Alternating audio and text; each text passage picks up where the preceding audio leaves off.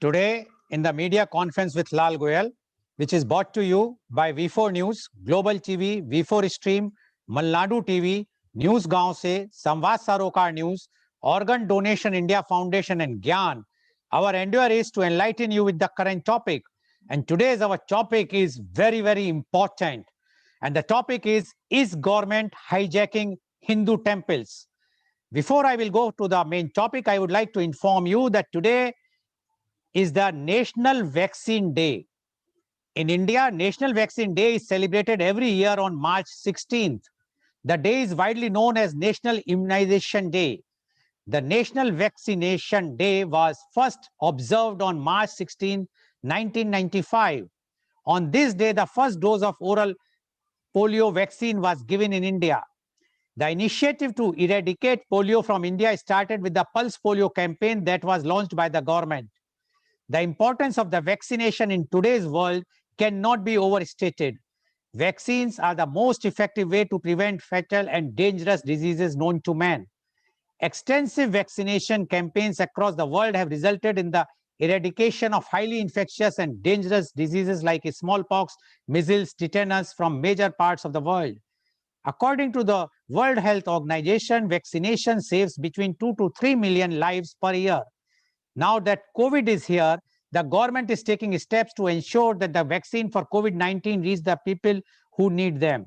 People above the age of 16 have started getting the vaccine across the country.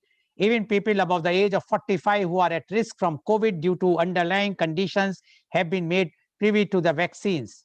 Media conference with Lal Goel wished that everyone who are eligible for COVID-19 vaccination come forward and take vaccine to save lives from this pandemic.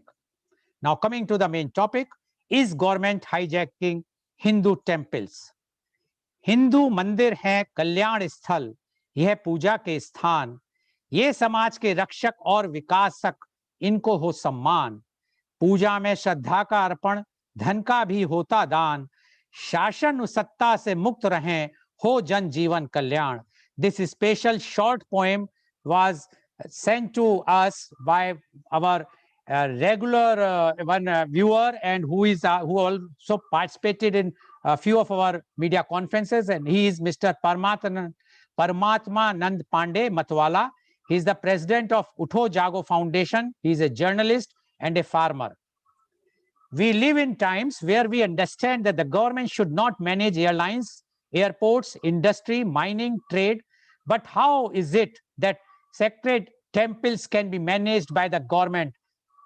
This is first said by Mr. Jaggi Vasudev. A Hindu temple or mandir is a symbolic house, seat and body of divinity for Hindus. It is a structure designed to bring human beings and gods together using symbolism to express the ideas and beliefs of Hinduism. Thus, symbolism and structure of a Hindu temple are rooted in Vedic traditions, deploying circles and squares. It also represents recursions and equivalence of the macros as the microcosm of by astronomical numbers and by specific alignments related to the geography of the place and the presumed linkages of the deity and the patron. A temple incorporates all elements of Hindu's cosmos, presenting the good, the evil, and the human, as well as the elements of Hindu sense of cycle time and the essence of life, symbolically presenting dharma, karma, earth, moksha, and karma. The spiritual principles symbolically represented in Hindu temples are given in the ancient Sanskrit text of India, for example, Vedas and Upanishads, while their structural rules are described in various ancient Sanskrit treatises on architecture, Bharat Samhita, Vastu Shastras. The layout, the motifs, the plan, and the building process recites ancient rituals, geometrical symbolism, and reflect beliefs and values innate within various schools of Hinduism. A Hindu temple is a spiritual destination for many Hindus, as well as landmarks around which ancient art, community celebrations, and economic have flourished. A Hindu temple reflects a synthesis of arts, the ideals of dharma, belief, values, and the way of life cherished under Hinduism. It is a link between man, deity, and the universal purpose in a sacred space. It represents the triple knowledge, Triyari Vidya of the Vedic vision by mapping the relationships between the cosmos, Brahman, and the cell, Pinda, by a unique plan that is based on astronomical numbers. A number of ancient Hindu texts suggest the prevalence of ideals, temples, and shrines in Indian subcontinent for thousands of years. For example, the temples of Koshala kingdom are mentioned in the Valmiki Ramayana. Various recent scholars estimates for the earliest stage of the text range from the 7th to 4th centuries BCE, with later stage extending up to the 3rd century CE. The 5th century BC text, Ashtadhyayi, mentions male deity images, ideals of Agni, Indra, Varuna, Rudra, Mrada, Pusa, Surya, and Soma being worshipped, as well as the worship of akras of female goddesses such as Indrani, Varunani, Bhavani, and Prithvi. The 2nd century BC Mahabhashya of Patanjali extensively described temples of Dhanapati, deity of wealth and finance Kubera, as well as temples of Rama and Keshav, wherein the worship included dance, music, and extensive rituals. The Mahabhashya also described the rituals for Krishna, Vishnu, and Shiva. An image recovered from Mathura in North India has been dated to the 2nd century BC. Kautilya Arthashastra from 4th century BC described a city of temples, each enshrining various Vedic and Puranic deities. The wall of separation between temple and colonial state in India was achieved in 1863, when a law was enacted which said that it would no longer be lawful for any government in India or for any officer of any government in his official capacity to take over the superintendence of any land or other property belonging to a mosque, temple, or other religious establishment, to take part in the management or appropriation of any religious endowment, to nominate or appoint any trustee in a religious institution, or to be in any way concerned therewith. However, this colonial vision of secularism was rejected by India's founding fathers. After the Government of India's Act 1919, Indian legislators came to power at the provinces. Indian political leaders enacted the far-reaching Madras Hindu Religious Endowment Act 1926, which virtually took over the management and administration of Hindu temples in the province. It established boards appointed by the government. Temple trustees had to furnish accounts to and obey the instructions of the boards. Temple surplus fund could be spent by the boards themselves on any religious, educational, or charitable purposes not inconsistent with their objects. The Supreme Court has allowed governments to heavily regulate Hindu temples on the theory that the freedom of religion does not include secular matters of administration which are not essential to the religion. Sometimes the court has perhaps gone a little too far, since the line between integral religious practice and the non-essential secular activity is often hard to draw. For instance, though the government cannot interfere with the rituals and prayers at temples, it can regulate the amount that temples spend on such things. Even the appointment of priests in Hindu temples has been held to be a secular activity which the government can regulate. The purely administrative aspects of temples, such as budgeting, filling up vacancies, etc., are regulated under the Hindu Religious and Charitable Endowments HR and CE Act. States have their own acts. For instance, Tamil Nadu has the Tamil Nadu Hindu Religious and Charitable Endowments Act 1959. Kerala's 5 Devaswam Board, which govern a majority of Hindu temples, are covered under the Travancore Cochin Hindu Religious Institutions Act 1950, Madras Hindu Religious Act and Charitable Endowment Act 1951, Guruvayur Devaswam Act 1978, and Kodal Manikyam Devaswam Act 2005. Appointments to these boards are done by Devaswam Recruitment Board, which came into being in 2015. In Andhra Pradesh, there is the Andhra Pradesh Charitable and Hindu Religious Institutions and Endowment Act 1987. Karnataka and Telangana have similar laws. The Archaeological Survey of India has control of most ancient temples of archaeological importance in India. In India, day-to-day activities of a temple is managed by a temple board committee that administers its finance, management, and events. Since independence, the autonomy of individual Hindu religious denominations to manage their own affairs with respect to temples of their own denomination has been severely eroded, and the state governments have taken control of major Hindu temples. In United States, private temple management autonomy has been preserved. Article 26 of the Indian Constitution provides people of all religion with the freedom to manage their religious institutions. However, Hindus do not enjoy this freedom enshrined in the country's founding document.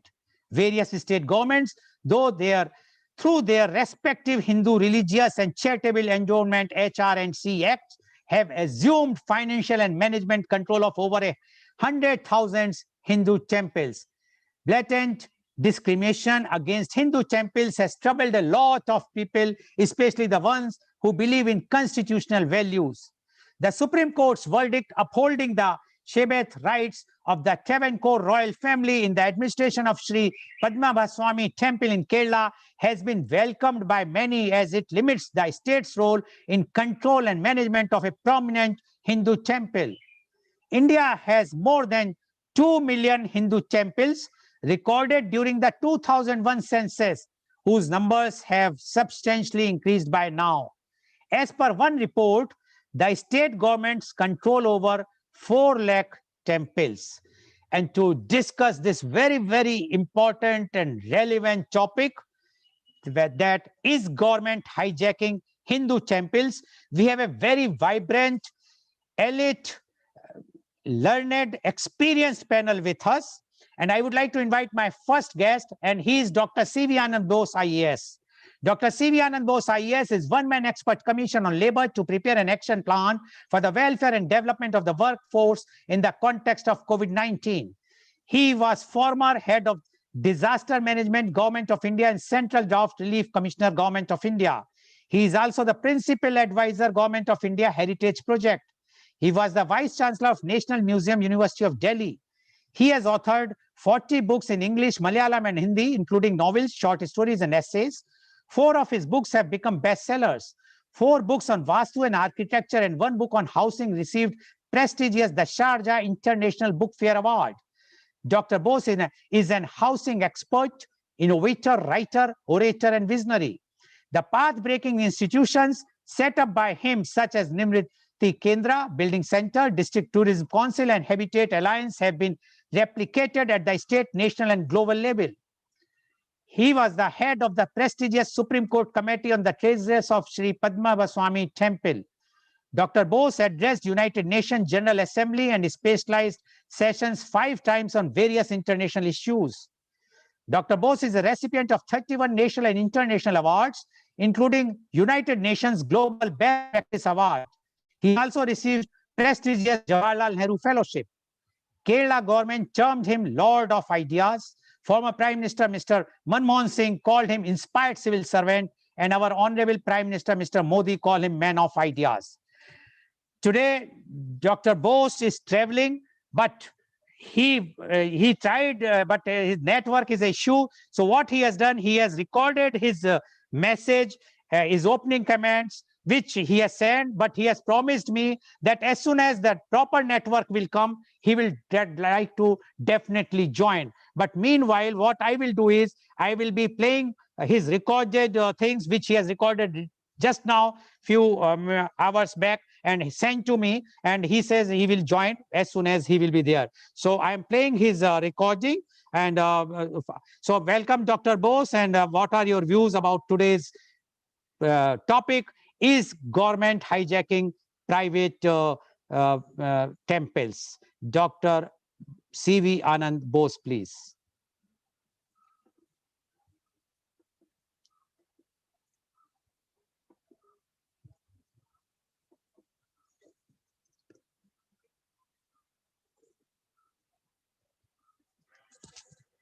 it has been a topic of wider debate among a particular section of the community that government should completely back out of the administration of the temples. Temple administration in many states, like Kerala, has been taken over by governments. This has hurt religious sentiments of the ardent devotees among the Hindus. The question now, which seeks an answer from the government as well as the Supreme Court, is very loud and clear. Governments should keep off the administration of temples, and the temple administration should be handed over to the devotees. The reasons for this argument are plain and simple. No other community, I repeat, no other community in India has their places of worship and related institutions taken over by government. No other community in India has their vast property annexed by the government and used for non-religious purposes. The Hindu community is agitated over this. They feel that the temple and its properties are being used to harm the Hindu religion and those who practice it. The case is now for consideration before the Supreme Court of India. We sincerely wait for their judgment.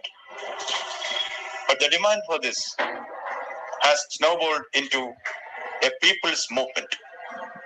In many parts of India, devotees throng around the temples, offering prayers and expressing solidarity for this movement. Stealthily, on the model of the Devasam boards, some state governments, because of political reasons, are also trying to take over the administration or interfere in the management, in the governance of the institutions and the churches run by the Christians and institutions of the Muslims. Like a Damocles sword, this political threat is hanging around all religions. People have become sensitive to this. In Kerala, for instance, once the idea of the church bill was mooted in public, the church fathers, the bishops and the cardinals joined together and met the political power and impressed upon them that the church will never ever allow their institutions to be taken over by government. That had its effect. Now, in the background of the Sabarimala agitation, that is when the government of the state encouraged two women to flout the rituals and beliefs and go to the Sanithanam or the Sanctum Sanctorum of the Sabarimala temple. There was deep felt hurt within the devotees. Women in thousands, women in lakhs went out of the kitchen to the streets. They lighted lamps and expressed their protest. This has snowballed into a public movement in the state.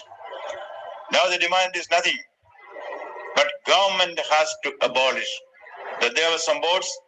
I repeat, government has to abolish the Devasam boards, and the management, the administration, the governance of the temples should go to the devotees. Why should government interfere in the administration of the temples?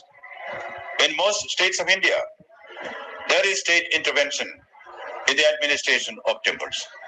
The moot question which is asked by the devotees is why only the temples of one particular section of society is targeted. In Tamil Nadu and Kerala, a movement is already going on to release the temples from the clutches of the government and give it back to the devotees. In Tamil Nadu, as we understand, this movement is led by Sadhguru, who is very articulate about it. They also have got the campaign to get supporters through the Missed Call campaign whereby you send a missed call to a particular number. The history of Devasam in Kerala can be traced back to the times of the Maharaja, when a British resident, Colonel Macaulay, ruled the roost. Temples were nationalized or brought under the government control in the guise of supporting many other smaller temples, which were finding it difficult to have the daily puja performed. But historians have analyzed that Colonel Macaulay faced a problem of giving cess to the British government. He used the wealth of the temple to pay the arrears of cess to the British government. Was so impoverished that it was difficult to raise resources from the government treasury to pay the cess. Therefore, Macaulay used the wealth of the temples to clear the arrears. Now, when India became independent, before the princely states merged into the Indian Union, there was a covenant between the government of India and the rulers of Travancore, which gave the administration powers of the Sri Padmanabha Swami temple to the Travancore royals. Then there was Devasam Board Act, which was passed by the assembly before the constitution was enforced or implemented or brought in force. The constitution came to force, as you know, in 1950. The constitution gives the freedom of worship to every religion. When this constitutional right is given to every religion, why the Hindus alone are denied of that? That is the moot question which is now under the consideration of the Supreme Court. Whatever act was passed prior to the constitution should play a subservient role to the constitution. That is an established principle. The constitution overrides all other acts, or there cannot be any act which is ultra vires of the constitution. In that case, isn't it unconstitutional? People are asking, isn't it unconstitutional for governments to keep control over the places of worship, the temples which belong to the Hindus? This is a square issue, squarely drawn. And now, the ethical part of it. Even in the preamble to the Constitution of India, it is stated that the nation stands for equality. Where is religious equality when the temples of the Hindus are taken over by the government? And worse than that, the income which is derived from the temples is used for all kinds of purposes other than those related to the temples. Who elects the members of the Devasam board in the state of Kerala, for instance? It is the Hindu members of the Council of Ministers and the Hindu members of the Legislative Assembly. They need not be believers. They need only be Hindus. There are instances where non-believers have become presidents of the Devasam board.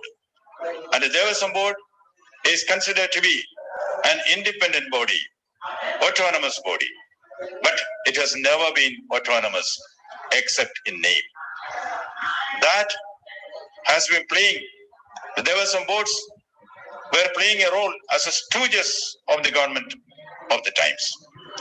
Recently, in the case of Shabarimala, government arm-twisted the Devasam board to play the dirty game. It is true, everybody respects the Supreme Court orders. Certainly, the orders of the apex court are to be implemented in letter and spirit. But in the guise of implementing the Supreme Court order, what the government of Kerala did is to give police protection to two women who were egged on by the government to question the sanctity of the rituals and the sentiments of the devotees and go to the temple Sannidhanam. This is a blatant misuse of the Devasam board, which is meant to protect the interests of the Devasam, that is God's place. The wile and guile of the Devasam board has come to the fore. The feelings of the devotees have been hurt. Now, when we come to the foreign countries, for instance, religion has always been used by the ruling class for its advantage. Look at the Church of England. Church was ruled by the Pontiff of Rome, the Pope. King Henry VIII, he wanted to marry Anne Boleyn and he wanted a divorce. The divorce was not granted by the Pope.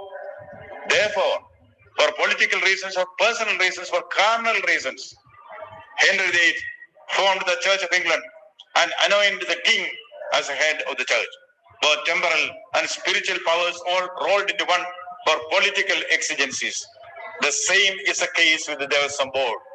Temporal and political power, spiritual and political power is sought to be rolled into one, that is the political leaders. This is unfair. This is a travesty of justice. That is what has provoked the Hindu community in the case of Devasam boards controlling the temples of the state. Thank you very much, Dr. Bose. Thank you very much, Dr. Bose, for giving your views on today's topic, which was recorded and you have sent, but we will be waiting for you to join live. Now, I would like to invite my next guest, and he is Professor Architect B.R. Ajit. Professor Architect B.R. Ajit is the Chairman and Director of Asian School of Architecture and Design Innovation, ASADI. He is the past District Governor, Rotary International 3201. In 1977, he graduated as an architect from Madras School of Architecture and Planning. He is the proprietor of architectural firm Messrs. Ajit Associates, Cochin. His projects include multinational corporates, offices, hospitals, universities, government and saving government projects, etc. He is the consultant architect to various prestigious organizations. In 2020, Ajit Associates Architectural Consultants Private Limited was awarded the Best Architectural Firm of the Year. Member of the Kendra, he is the member of the Kendra Managing Committee of Bharatiya Vidya Bhavan, Kochi Kendra. He is member of the Managing Committee of Kendriya Vidyalaya, Ernakulam, Professor Emeritus at McGann's Uchi School of Architecture. He was visiting professor at various architecture colleges in South India. He is the chairman of Kerala chapter of Indian Green Building Council since January 2009. He is the chairman for the National Committee for the Green Interior Rating and national chairman for Green Resort Rating System. He is member of advisory committee to develop strategies and guide IGBC in implementation of green education program. He is the chairman of the Indian Institute of Architecture, IIA, Kerala chapter from 2015. He is the executive committee member of IIA National Council. Mr. Ajit was the only architect member of the joint Indo-Singapore mission to the Tianjin Eco Smart City in China. He is the resource person and expert architect to Bureau of Energy Efficiency Department of Power, Government of India, and also advisor to the State Planning Board for Sustainable Buildings. He is the chairman of Sabdham Society for Appreciation and Basic Development of Art Media. He is the chairman and chief editor of a popular architecture magazine, B for Building. In December 2020, the Ernakulam Kshetra Kishma Samiti conferred upon architect B.R. Ajit the title of Ernakulam Seva Kshetra Asthana Vastu Kala Shilpi in appreciation for the various projects he had done for the Ernakulam temple. Mr. Ajit has been conferred with the title of Honorary Professor by the Academic Union Oxford at Oxford, UK in 2019. In 2018, he was conferred the Lifetime Business Achievement Award 2018 by Business Deepika. He is also the proud recipient of the prestigious Mahatma Gandhi Samman organized by the NRI Welfare Society of India. In 2015, he was bestowed with one of the world's premium awards, namely the Macmillan Woods Global Award. He has been accorded the Global Innovative Personality Award. He is also a recipient of Rajiv Gandhi National Unity Award for 1994. Welcome, Professor Architect Ajit on our show. Now, Architect Ajit, you have already heard what Dr. C.V. Anand Bose, IAS, has spoken. Now, we would like to know from you your views on is government hijacking Hindu temples. Professor Architect Ajit, please. Namaste. Thank you, Mr. Lal, for giving me this opportunity to be present on this debate or discussion that you're having now. Professor Sri Dr. Ananda Bose is a very good friend of mine for the last 30, 40 years or more, Mr. Nambiar, and all the people who are listening to this program. Actually, I thought myself that I should go into the history of this Devasam board in Kerala. Anyway, it has been covered very well by Dr. Ananda Bose, that as you said that, actually the Devasam board history actually goes back to 1815. 1815 is when actually there was some concept came, where at that time 1,200 small temples and 200 major temples were taken over by Maharaja of Travancore. But Maharaja had very great intention.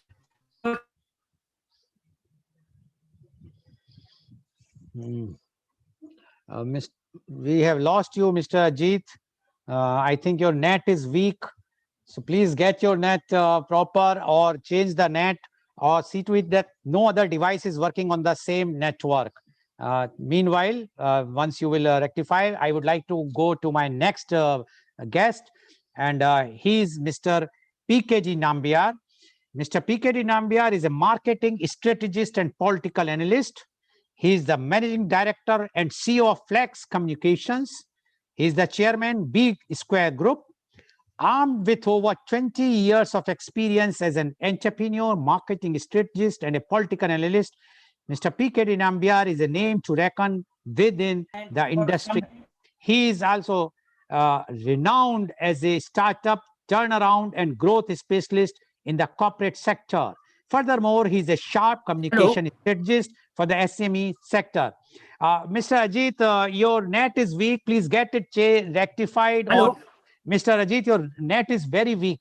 So it's not possible. We can't see your face many times. So what I suggest, either you change over your network, or come on your mobile. I will rejoin you again. Till the time, I am taking Mr. Nambiar. After Mr. Nambiar, I will take you, Mr. Ajit. Okay. So please just bear with us. Armed with over 20 years of experience as an entrepreneur, marketing strategist, and political analyst, Mr. P.K.D. Nambiar is a name to reckon with in the industry. He is also renowned as a startup turnaround and growth specialist in the corporate sector. Furthermore, he is a sharp communication strategist for the SME sector. He has addressed various prominent political debates, forums, colleges, and corporate across the country. Mr. Nambiar shares his valuable opinions on political, social, and business issues, and has appeared on numerous news channels, including NDTV 24/7, CNN News 18, News X, Times Now, CNBC, India News, India Ahead, etc., etc. Some of his well-known programs include New Age Leadership, The Brand You Too Can Be an Entrepreneur. His expertise lies in strategic planning and brand building. He excels in the whole gamut of marketing and 360-degree advertising functional parameters. With the vision to deliver excellence in every chosen undertaking, Mr. Nambiar is hands-on in all aspects of advertising, planning, management of ATL, BTL, and online advertising. Being the professional marketing strategist, he works with the marketing team members to assure the accurately execution of the high-quality marketing strategies within the defined time frame. He is a powerful political strategist committed to delivering sincere political conversation in the major news channel debates and discussion, as well as taking a defined lead in making Indian youth aware of relevant political affairs. Being a motivational speaker, he believes that Indian youth has got the immense potential to transform the downfall scenario of our country into a noticeable one by making great endeavors that will play a crucial role in the growth of the nation in every aspect. When India calls itself a young nation, youth in India should not be left unexplored. His consistent effort in bringing the fruitful voices of youth is implementing a change as well as helping to fill this void, contributing meaningful in the future of our nation. Welcome, Mr. P.K. Dinambiar on our show. Mr. Ajit, I am taking you from the other device also. You have entered from the other device. I think you just adjust and be there with us. Let Mr. P.K. Dinambiar will speak, then I will take you. Okay, thank you. Yes, Mr. Nambiar, you have already heard Dr. Bose. Now we would like to know from you your views. Is government hijacking Hindu temples? Mr. P.K. Dinambiar, please. Please unmute, Mr. Nambiar.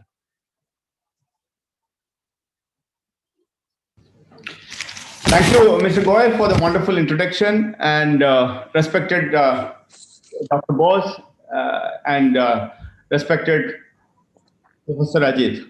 Both are veterans in their own field in every possible way. I may be much junior to all of you who are sitting in this panel, and but it's a pleasure to share in the company of all of such veterans. This is a topic which is very close to my heart. Maybe I don't know why we are even discussing this topic, as is the government has already hijacked this. Hijacking is the wrong word. In my opinion, the government has already hijacked the Hindu temples. We say we are a 5,000 or a 6,000 or a 7,000 years of old civilization. We say that India is not just India, it is Bharat, which has got a history which is not been recorded, unrecorded, which has got every kind of an epics, which will be talking about the life, death, moksha, everything related to life in such a sincere way, and given one by one, generation to generation. That is a kind of a culture which we belong to. And I feel being a Hindu, being a Hindu is not a privilege in a country like India. That is the apathy of the reason why we all have to discuss that is the temples have been hijacked by the government or not.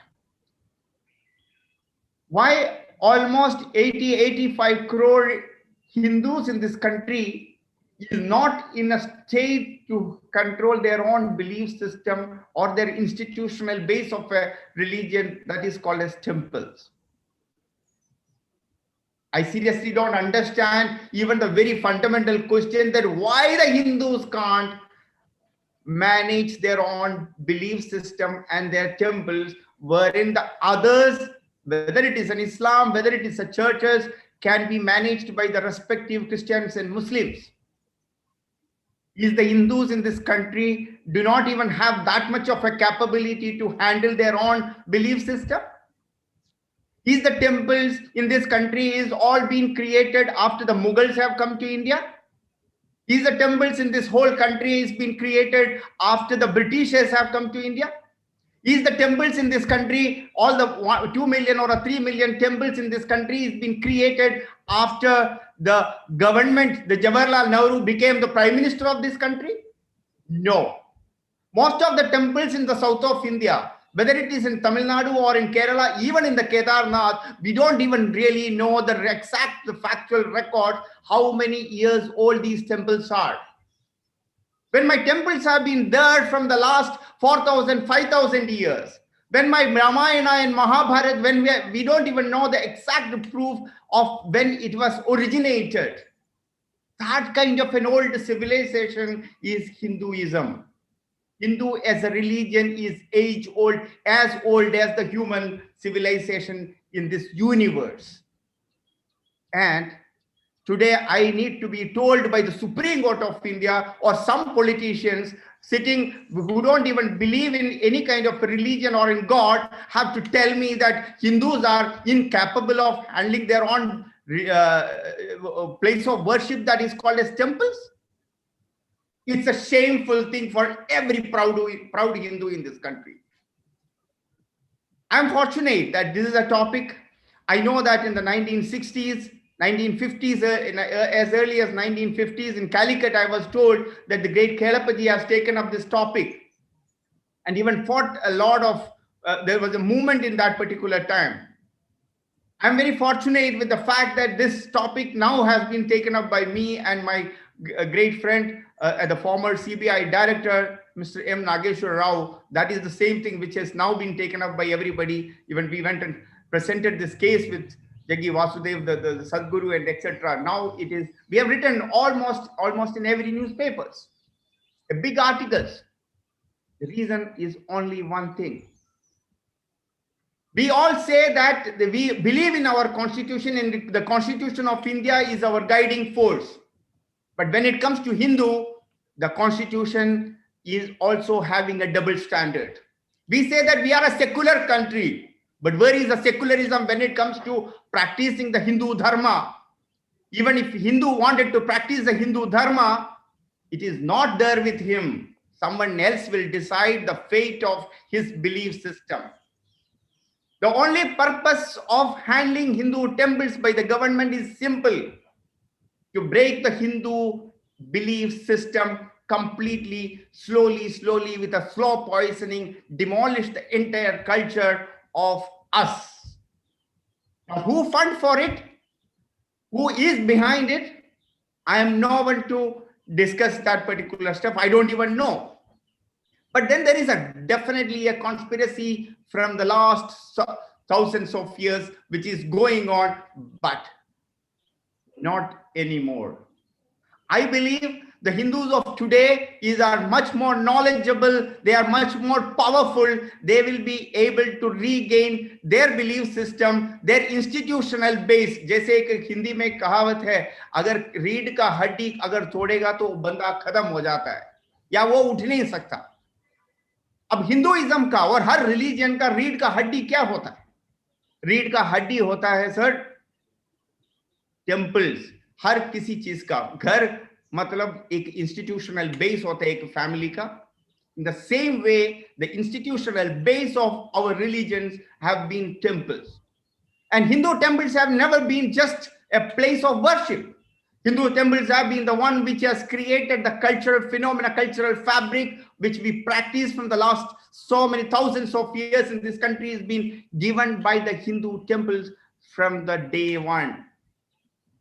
You can find the folklores, our culture, our all kind of our writings, our dance forms, our food habits. Even there used to be a temple economy in this country. But suddenly, most of the lands and the wealth of this country used to be once upon a time belongs to the temples of this country. And today, everything the government want that to be with them. Why? If it is a secular country, why not handle the same spirit? Why not the same love and affection for the Hindu temples? Why they don't have it for the churches and the gurudwaras and as well as for the mosques in this country? Why? There is a reason. Hindus have always been treated as a soft target. Hindus have always been treated in this country as a second-class citizen because उसका कोई institutional base ही नहीं है. अगर हिंदू को खत्म करना है, एक पहला तरीका यह है कि उसकी रीढ़ का हड्डी जिसको हम कहते हैं टेम्पल, उसको तोड़ दो, उसको मरोड़ दो, उसको खत्म कर दो. जब उसको खत्म करेगा तो हिंदू खत्म हो जाएगा. बट लेकिन मैं एक बात जरूर कह सकता हूं, इस देश में हिंदू को कोई भी, चाहे वो कोई भी गवर्नमेंट टेम्पल्स लेने से या उनकी हिंदू टेम्पल्स की जो जितना भी वेल्थ है उसको अपनाने से हिंदू और हिंदू संस्कृति खत्म नहीं हो सकता. There is a conspiracy continuously which has been running in this in the name of secularism, and the secularism in India needs to be only practiced by one community, that is called as Hindus. Imagine a religion which has even given birth to multiple other religion, only religion which has given birth to multiple religions, like Sikhism, like Jainism, like Buddhism. It has all derived out of Hinduism, but still the Hindu in this country needs to discuss in 2021 on a webinar or a TV channel. We have to debate the very fact that we need to have our temples back. What is the importance of a temple for a Hindu? Is it only just for praying? Is it only just to practice his religious practices? No, because temples have been a part of our culture. It was not just a part of our spirituality, but it was much, much, much beyond that for Indians. I feel ashamed when people keep telling that Hindus will not be able to handle their spiritual places, so the government needs to come in place. Why can't we handle our temples? I don't understand. Is Hindus in this country is so incapable to handle their own places of worship? If a Muslim or if a Christian can manage their own religious places, can't a Hindu manage it? I believe this conspiracy needs to end. Next time onwards, I request Mr. Goel to change the topic. The Hindu temples have already been hijacked. Not from today. If I am sitting in Delhi, imagine in Delhi, which is considered as more than 5,000, it's just 100 kilometers from here, is the Lord Krishna was born in the place Mathura. This is supposed to be the Indraprastha, where the Pandavas ruled. This is the same place, even in the great battle, even the Maharaja Prithviraj Chauhan was also fought. But how many temples in this particular place? I live in the Delhi, which is a buried place wherein I can only see minarets. I am not against it. The Hindus have been brutally attacked all the time, but not anymore. Not anymore. I think there is an awakening which is taking place. This is one of the best things to happen right now. And Hindu temples should be given to Hindus. Now, nobody, including the Supreme Court of India, nobody, including no politicians in this country, no, whether it is a communist government or a Congress government, even a BJP government, have no power to count exactly the capability of every Hindu, and nobody can question the mind and the capability of the Hindus, whether they can manage their places of worship or not. I think you have taken up this topic. It's a wonderful move.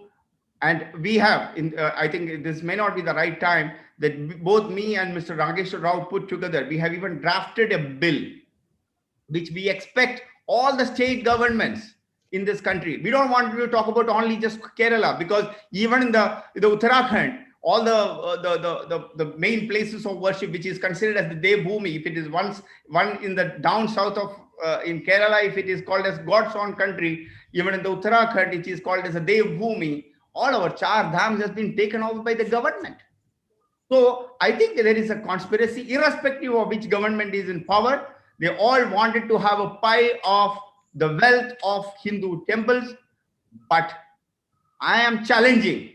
If any government in this country have got the guts, do the same application. If you say that you are a secular government, show the power to take over the religious places of other religions too in the same spirit. If not, you are not only just a secular, you are demeaning the belief system of Hindus. You are demeaning every proud Hindu of this country. I think the time has come to call every Hindu to awaken and tell each government that not anymore. We are capable of managing our institutional base, which is called as temples. We know how to manage the religious activities of our temple. We do not require any government to manage it. If we fail, there are constitutional framework which has written in this thing, then the government can come in just like any other religion. We don't want any special privilege in this country, but we need to have equality as a religion. We don't want anything special, but equality. Thank you so much. Okay, thank you very much, Mr. Nambiar. And you have reminded me about Mathura. I belongs to Mathura, and I can say proudly that Mathura temples are still managed by the private trust, the Hindus devotees. It is not a single temple has still gone with the Lord Krishna's blessings. They are still with the private trust. Thank you very much, Mr. Nambiar, for giving you such a forceful and powerful opening remarks. I'm sure definitely I would have changed the topic, but because it is in the process, I will explain why it is hijacking next. When I will come to the next round, I am going to ask the question and I will explain why I have put the hijacking, not hijacked, because it is still in the process. Thank you very much, Mr. Nambiar. Going straight to Professor Ajit, please go ahead. You have already heard Mr. Nambiar. I think, yeah, thank you. And I'm sorry that, in between my net had a problem. I think, first of all, I should congratulate Nambiar for having gone deep into the subject, and also for the great initiative you have taken along with Mr. Nageshwar Rao for bringing back the temples to the Hindus, the real honors of them. See, I would like to say here, from where I left earlier, actually, after Maharaja formed the Devaswam, it's not as a boredom, there was some management thing. What happened was, actually, it was in 1948 when Indian accession was going on, by the government of India, when all the cities, all the states, all the small states, princely states, everywhere joined back to the Indian country. At that time, Mr. V.P. Menon, who came to Kerala, who came and met the Travancore Maharaja and said, please be part of India and I would like to accession act has to come. So he said, okay, no problem. I'm ready for anything and everything. But only thing is, two covenants has to be included in that. One covenant is that the Padmapuram temple has to be managed by the royalty. Number two, he said, was that whatever happens, I would like to ensure that all the temples are safe. That is 1,200 poor temples and 200 rich temples. You should ensure that all these temples are given equal power, equal support. And he formed what he called as the first Devaswam board, if you can talk about. And this Devaswam board, when he started, and before the Republic formed in 1950, it was included. All these covenants were included in that. Because these covenants were included in that, in fact, the first members of the board, the people like Mr. Nambiar may know, but outside people may not know, there are two great cultural leaders of Kerala. One was Mannath Patnavan, and other cultural leader was R. Shankar. These two people were the first members of the board. Can you imagine? No political affiliation. But 1950, when he got the Republic, became the Republic of India, what happened was, in the background of it, the new government, the first politically elected government in Kerala, they changed the entire concept of the original Devaswam.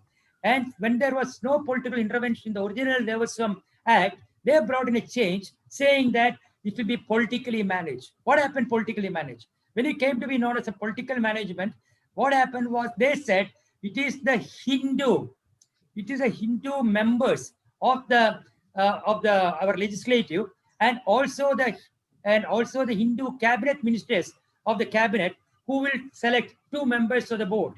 But unfortunately, what happened was, they forgot and missed a very, very important point when they said, this is what I would like to say here. Because they have said that in fact, this is something I think Mr. Nambiar and other people, as far as Kerala is concerned, I would request, this is a very important thing which they have missed out in the final amended also. They have said those who profess Hindu religion can only become member. So I went into the Marian's dictionary of what is profess. As per the Marian dictionary, profess means to receive formally into a religious community following the solid novitiate. Novitiate means it is a initiated apprentice. Means they cannot be just because Hindus. This has to be a initiated apprentice that is novitiated by accepting of the required vows. This means simply just by being a Hindu by birth, he can't be a member. This is something which has been missed out, even though added all of things by the government who want to take over. Now, what is ailing this present system? The present system which is ailing most important is because of political intervention. Because the politically, all the people who are there, all the politicians, whether it is Congress or whether it is communist or whoever it is, all these politicians want to have in the pie, part of the pie. What do they want? The most important thing is a political power, which they can easily display through the temples. Because temples are the center of activity for Hindus for so many thousands of years. Number two, they want to take advantage by appointments. Every year, you won't believe hundreds of people are appointed into Devasams, which they don't need anymore. So all these are political people. All these people are appointed are got political godfathers. So they cannot be touched. They even form the unions, political unions within that. Recently, 1 month back, I read there is an online application, this thing, for taking 70 people for the small temple like Devasam, Guruvayur Devasam. 70 people. And all these 70 people, I'm sure, would have been appointed purely on a political basis. So what happens, politics is there, and they do not bother about anybody else, and they are not at all involved or concerned about this thing. They have no political interest in this. So first of all, the political interventions has to completely stop. I would also like to tell you here, before I finish, a very important point which I thought we should discuss here. I was looking into what you call as a, how can you change it? How can we change the system? Most important thing is politics has to be out. So I was looking at the whole thing. And one more thing I would like to tell you. Actually, the Devasam has got 80 lakhs, which has been allotted, supposed to have been allotted for making religious studies in all these temples. Few years back itself, a lot of people took up this matter, but the Devasam was not interested. So that money is being diverted elsewhere.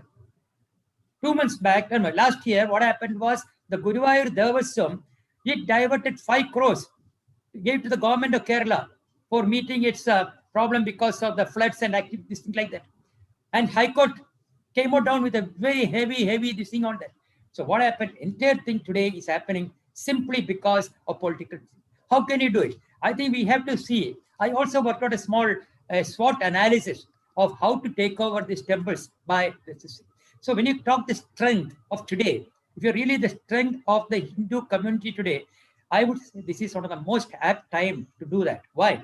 Because earlier, I'm telling because the Macaulay education and things like that, earlier, the entire Hindu community, especially the educated community of Hindus, were disunited. They were never interested to come together. They were not bothered about what happens in temples. But it has changed, especially among young people. Things have changed. And a lot of people are now interested. They are aware of the system, aware of the problems, aware of the temples being destroyed, aware of politicalization of temples. All this happened. And these young people are real strength today who will surely take this our movement to take over the temples. They will be surely part of it. They will, in fact, lead from the front. This is very important. Another very important thing, which I could say as strength, is that because the ladies, the women folk in Kerala, have been completely, I would like to tell only about Kerala because that is where I stay, and that is where this issue is very high because of the recent misadventure of the government of Kerala in bringing in ladies to the temples. Actually, the entire women folk of the entire Kerala Hindus were never involved in politics all this time. They were not interested in any of this. But luckily, I would say it was a blessing in disguise when this government tried to have a misadventure of bringing these ladies into the temples. So bringing ladies into temple, they have so wounded mentally, and they will also be in the forefront if you take up some. But there are some weaknesses I would like to tell you here. The weaknesses are that, unlike the other communities, we do not have a hierarchical system of Hindu leadership. We do not have. See, unlike you have a bishop or you have a mullah and all those people, we do not have any such a hierarchical system. There's a major weakness of the system, we would say. Another thing is the management, the management under consolidated body. For this reason, it's very difficult to happen. Management on a consolidated level. Number 3 is a proliferation of caste and subcaste and sub-religious caste and difficulties and various things. I think that is a very important thing, which is again again, it's difficult task to get over. So I would also like to come in with some other problem. That is, see, for example, Guruvair, as rightly said earlier, in 1975, the Guruvair Act was brought in. They had actually done a beautiful thing originally. They had the Maharaja, the king of Malabar, the Samudri Raja, as a permanent member of the committee. They also had the honor, they call it the Uraimas, the honor of the temple, original order of Nambudris, that family, Maliseri family was there. Any one person from Maliseri family will be always there in the committee. Number 3, also the what do you call the persons who is looking after that, the Tandri of the temple. Every Tandri temple has got a Tandri. The Tandri of the temple is a member. Originally, it had only one politically nominated member, but now, unfortunately, there are seven of them now. So totally 7 plus 3, 10 people. So that should be changed. So what is the opportunities? Now, if you say the opportunities, I would say the opportunities are there. The favorable situation and good valuables, any viable, because of the favorable situation I was talking about, any viable proposal, any viable solution will be accepted by any government. They cannot say no. They cannot just say, we cannot do it. That's the thing which is advantage. What is the opportunity? I would like to say, we have to have what we call decentralized system of managing these temples. What I call is decentralized system. Every temple should be managed by itself.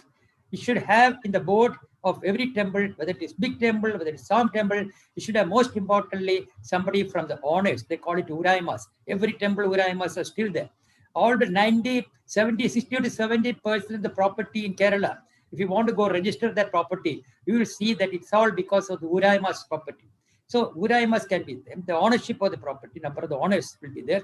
Number 2, the Tandri of this thing will be there. Very importantly, Tandri has to be an important participant in it. Then there is what we call as Karaimas. Karaimas are people who manage the property.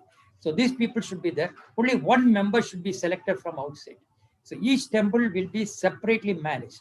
And this temple, we have got 4,200 temples in Kerala, in Travancore alone, in Travancore district. Similarly, in Malabar Devasum, they have got more than about 7,000 temples. So if you put all these temples about, all this together should form what we call as a Mahasabha. A Mahasabha of all these temples should be called. And this Mahasabha should meet once a year. And one may meet once a year, then from this Mahasabha, they can select not somebody within, from outside, a social leader, a person, like I said earlier, like Mannatha Patnapan, people like that who is respected, accepted by everybody. He should be a member of this thing. Like the 2 people can be selected. One person should be a person from what we call as a person from this religious community. He should be there. And that person will manage, they'll be the president and member of the committee. And also one more person we can have from the government. That is only their intervention will be only where they should be allowed to do what we call as wherever there's a financial point, they can have an auditing, nothing more, nothing less. They should be, and they should be stopping. There is another for next 10 years. They should stop taking any new people as staff members. If you keep taking people, the present numbers which you have, now I think all the Devasam put is about 7,000, 8,000, 10,000 people are there working in Devasams. No more addition to that, so that it becomes viable, workable, and economical to manage. So no more people, they should put it, no more people will be taken after 10 years when many people retire, and then slowly people can be brought in only in case it is necessary. And number 4, but then there is a threat. I was talking about, I was talking about our strength and weaknesses and opportunities, but there are some threats. What is the threat? Because the political parties have been enjoying the fruit of Devasam board in the form of economical advantage, in the form of financial advantage, in the form of spiritual power, they want to continue it. So these political parties shall never permit this to happen. They will have so many of us, what you call like whisper campaigns. They may come out on this thing against such act to demolish the Devasam Act. So this is what will happen. So I think we should conceive, we should sort of, we should come to this thing in a very, very phased manner, so that we should have to demolish and make use of the present situation. The present situation is extremely good. It was actually, I don't think in Kerala at least there will be a better situation than, and even nationally, because a Ram Mandir issue, even nationally probably there will be a great possibility of this movement. So I wish Mr. Nambiar and Nagesh Rao and of course all the other people involved in this to take up this, and we are there as a big force behind you. Thank you. Thank you. Thank you very much, Architect Ajit, for giving your views. Now, again, I'm going to Dr. Bose when I asked him, because he's not yet joined, but when I asked him today morning, and I asked him because he has traveled extensively and he has seen the other in other countries also. How you say that only in India, what about the other countries, as well as I asked what are the solutions. So what reply he has given, I would like to just play that reply to you all again. Just one moment, please. In the Soviet Union, after Lenin took over, after the October Revolution, there was a spate of attacks over the bishops and the priests. Either physically, they were mauled, put in prison, and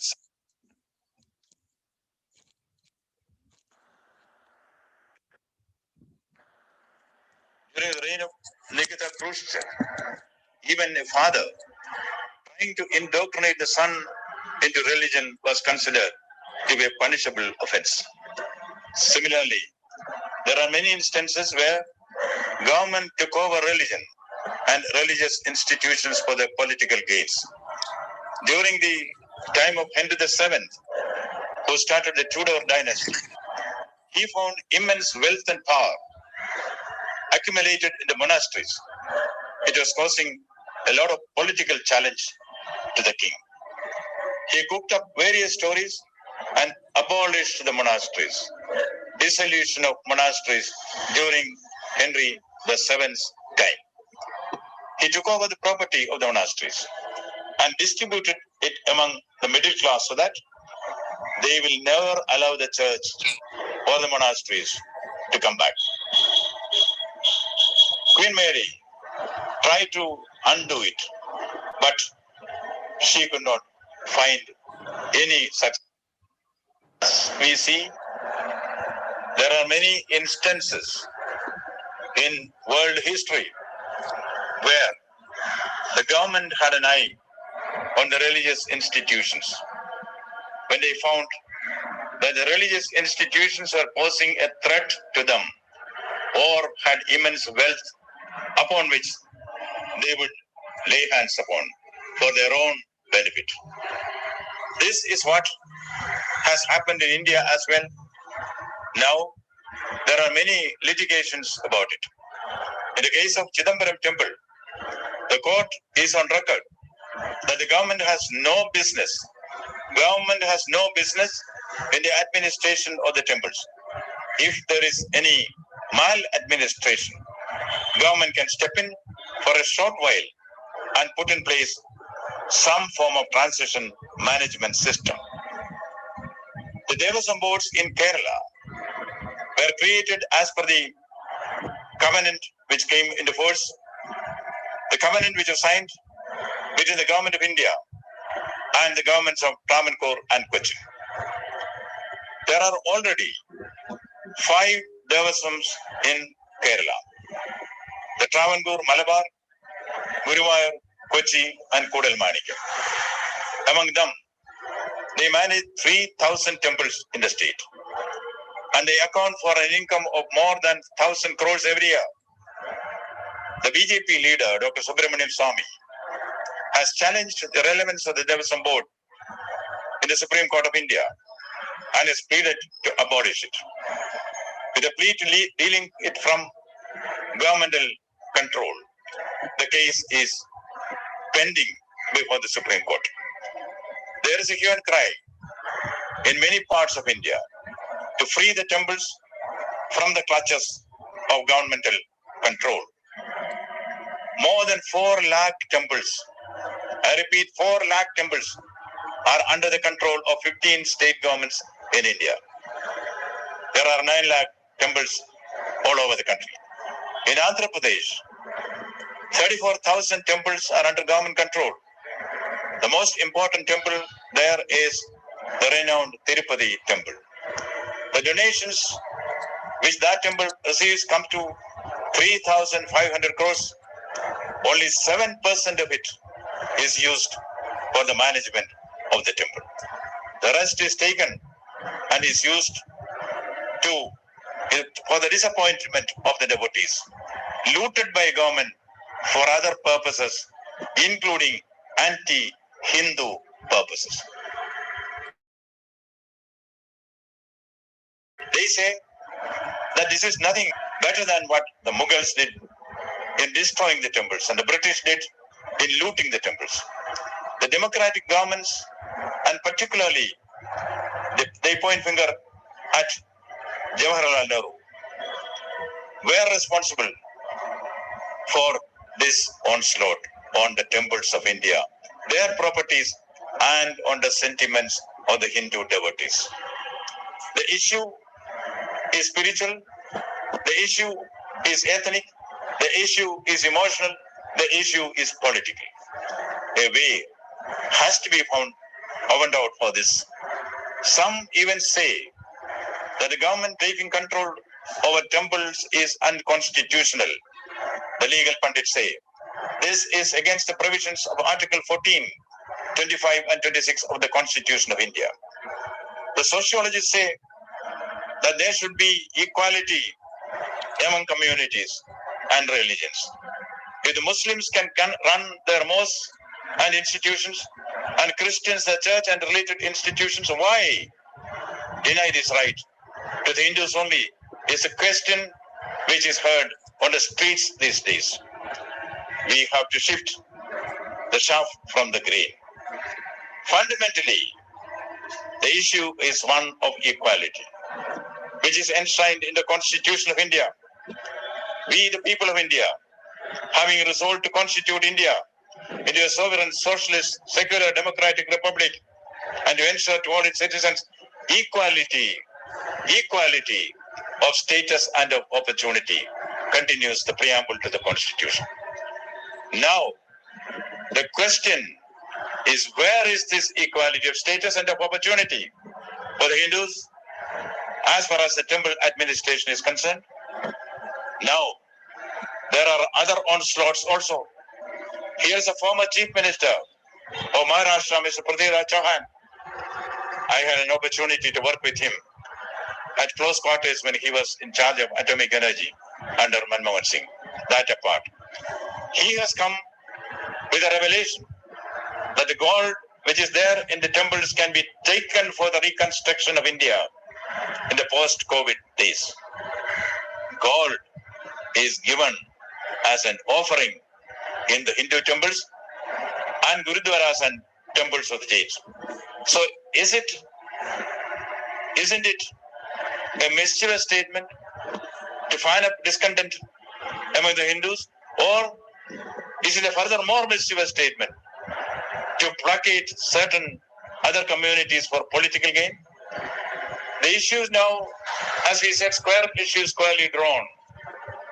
An answer has to be given within the framework of the Constitution of India, within the legal proprieties, and also within the norms of social order and harmony.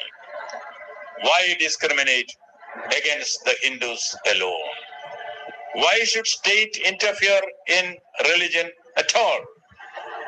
Jesus Christ said, "Give unto Caesar what is Caesar's, and unto God what is God's." That is a prudent philosophy even today. It merits attention. Never ever mix politics with religion. It's a heady cocktail. Government should keep off religion. Similarly, religion should also keep off politics. That is the dividing line which will ensure peace and harmony and emotional integration in a pluralistic society like India. Anything which goes against it is mischievous, calculated, and will ultimately lead to the disintegration of this country and give rise to the arousal of viviparous tendencies which may force divisiveness in the country. Therefore, it's a matter of prime importance that we resolve this issue and resolve it at the earliest. there is only one solution to this problem. This problem which was created by successive governments for political reasons. And the one solution is abolish Devasam boards, release the temples to the Hindu devotees. Thank you. Thank you very much, Dr. Bose. And Dr. Bose is with us now. Dr. Bose, we are waiting for you long, and now you have joined. Dr. Bose, I will just tell you that what has happened that according to Mr. Nambiar, he says the topic of today's discussion is wrong. It's not, it should not be hijacking, it should be hijacked. According to him, all governments, irrespective of the political parties, they have hijacked the Hindu temples, for which he and the ex-CBI director are doing their best to see to it that this temple should be free from the clutches of the government. Then Professor Architect Mr. Ajit, he says the problem with the Hindus are that they don't have a one uniform person, a united front, where somebody who is a leader, like in Christians and Gurdwaras, etc. So these are the views, and both are of the same views very strongly, that this Hindu temple should come out from the clutches of the government. Now, because you have joined, although I have played whatsoever you have sent, all the things, and they have all heard about you, but I just want to know one thing. Dr. Bose, you were in the government, and you are still in the government. And if this government, if you is, and this present government is at least the central government, and many of the state governments belongs to BJP, and the BJP stands for the Hindus, then why we are putting pressure and we are putting blame to others? Why not we start from those states or from those central government things, and see to it that those temples who comes under the purview of the BJP government should be free from the government clutches at all? Dr. Bose, please. Please unmute. Thank you, Mr. Goel, for giving me this opportunity. Though towards the back end of the discussions, I'm extremely happy to know that the stalwarts who are all here joined together to say that the government has already hijacked the temples and way has to be found out for that. I am one with them. In fact, I would even go to the extent of saying that the temples are under attack. Indian traditions are under attack. Our heritage is under attack. Hinduism is under attack. Let us call a spade a spade. There is enough which has been done against this religion. If I may quote something here, which is attributed to Jawaharlal Nehru, the so-called architect of India's destiny. He is said to have said, I am English by education. I am Muslim by culture. I am Hindu only by an accident. This is in circulation as a statement made by the so-called architect of India's destiny. Now, if this is the basis on which India's policies were made, there is no wonder the temples were taken over by the government. 15 state governments have appropriated themselves more than 4 lakh temples in the country.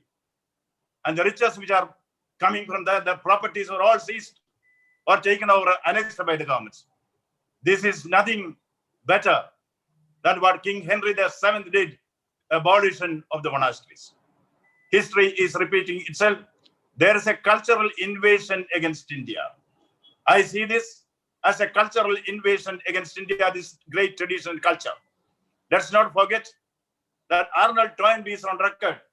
He said the chapter that has a European origin should have an Indian ending. He wants the Indian values to rule the world. That state has come. That scenario has come.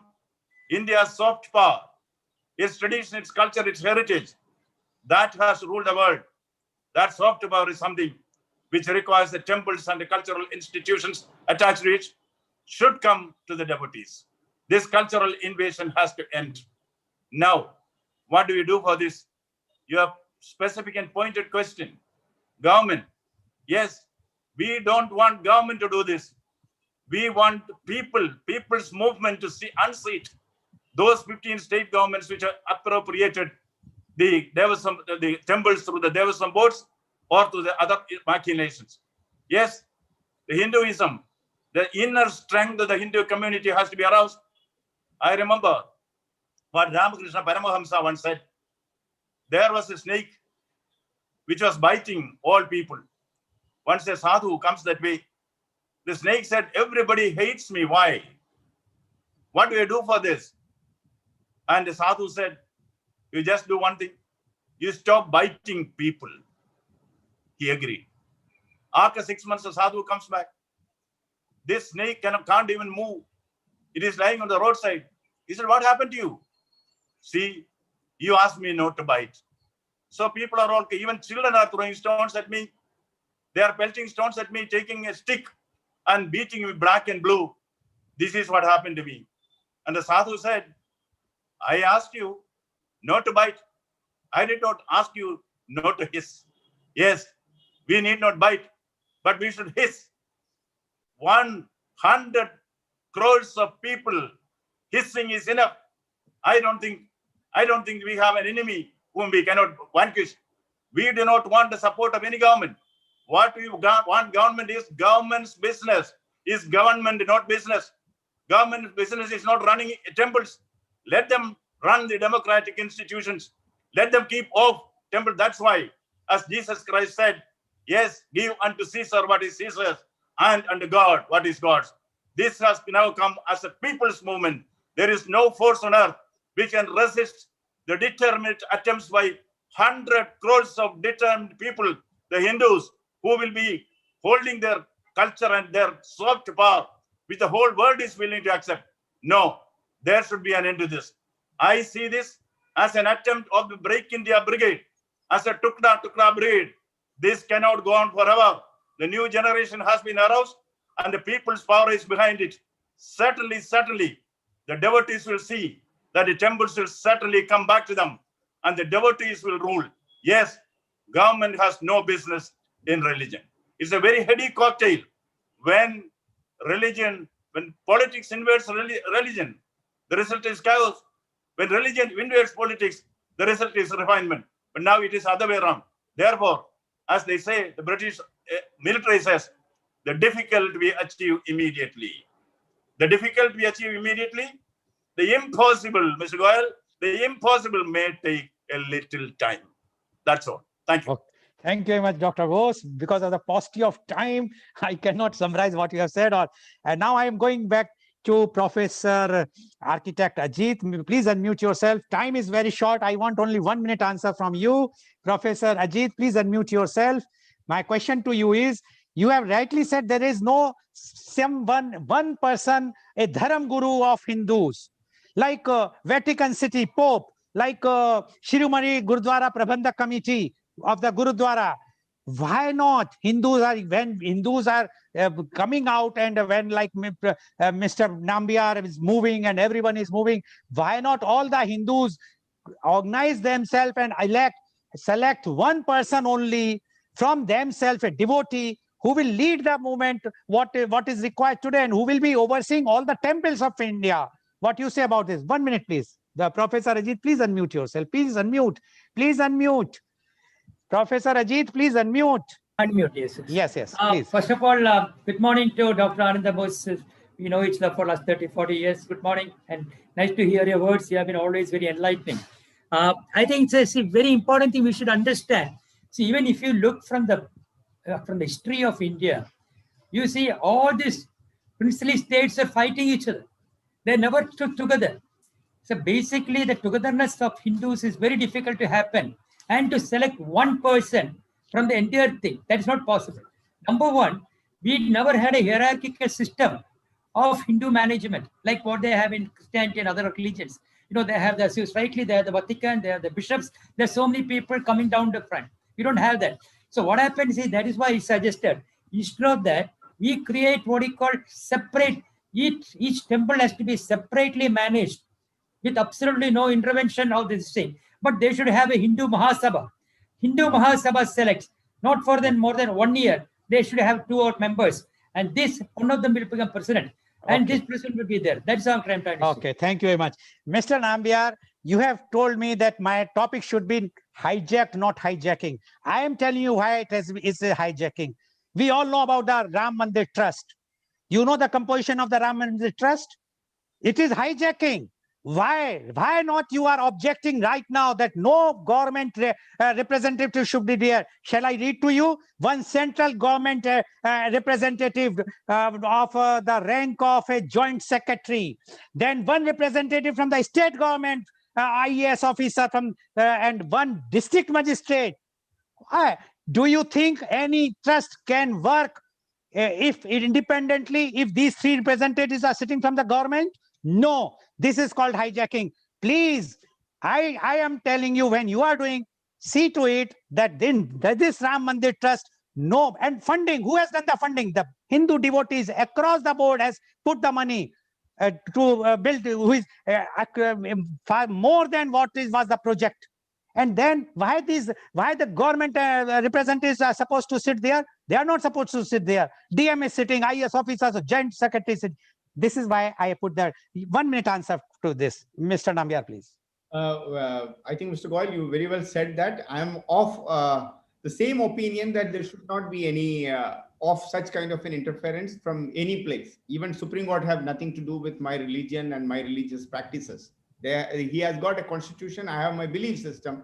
So I'm with you on that. But in the meantime, with regard to the Ram Janmabhoomi, this thing, it is a new supreme with its age-old fight. Now we coming into a conclusion. Let the mandir be made. Let me tell you one thing. Government is not making the Ram Mandir. The Ram Mandir is made by the Ram Bhakts across the country. You have seen that in 1 month, 2,500 crore rupees have been accumulated, and a great Ram Mandir. The government is not even designing the Ram Mandir. Maybe it is just a matter of time that will also come out. But having said that, I just want a quick 1 minute.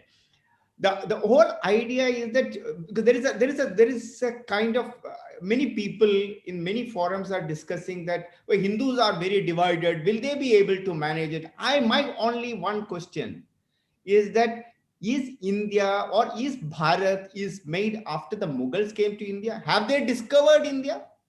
Is the Britishers have discovered India?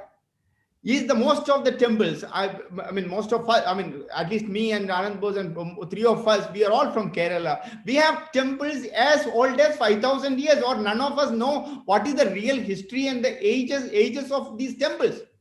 How have these temples have been sustained over the last 2,000, 3,000 years?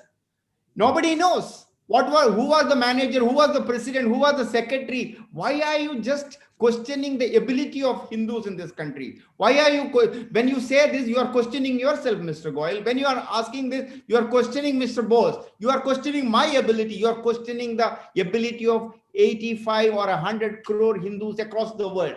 I think ये 100 करोड़ में ये 1, 2, 3, 4, 5 लोग नहीं मिलेगा हर मंदिर को संभालने के लिए, या हजारों लोग नहीं मिलेगा. तो क्या ये हिंदू का जो टेम्पल आज क्या है, पिनराई विजयन का या नरेंद्र मोदी का गवर्नमेंट ने पैसा देके चल रहा है? उधर दिया कैसे जलता है? हिंदू पैसा देता है, और ना कि कोई गवर्नमेंट नहीं पैसा देता उधर दिया जलाने के लिए. उधर के पंडित को कोई पैसा नहीं देता, हिंदू पैसा देता है. तो फिर क्या अगर मैं पैसा देके अगर मेरी भगवान का मेरा आस्था के ऊपर काम कर सकता हूँ? Why do I need a government to oversee my religious practice?